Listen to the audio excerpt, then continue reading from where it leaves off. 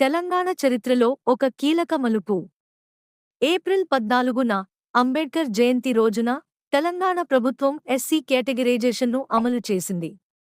ఇది దేశంలో మొట్టమొదటిసారి జరుగుతోంది.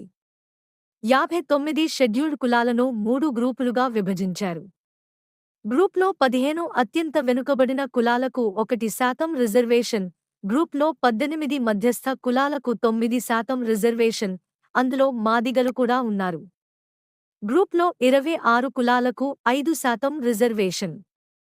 ఈ నిర్ణయం జస్టిస్ షమీం అఖ్తర్ నేతృత్వంలోని కమిషన్ సిఫార్సుల ఆధారంగా తీసుకోబడింది. ఎస్సీ రిజర్వేషన్లను సమన్యాయంగా పంచడమే ఈ కొత్త విధానానికి ఉద్దేశ్యం. రేవంత్ రెడ్డి ప్రభుత్వం ఈ బిల్లును ప్రవేశపెట్టింది. 2025లో తెలంగాణ అసెంబ్లీలో ఆమోదం పొందింది. 2024లో సుప్రీంకోర్టు కూడా దీనికి మద్దతిచ్చింది.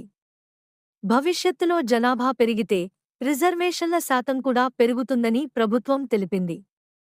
ఇది తెలంగాణకే కాదు, దేశానికి మార్గదర్శక నిర్ణయం.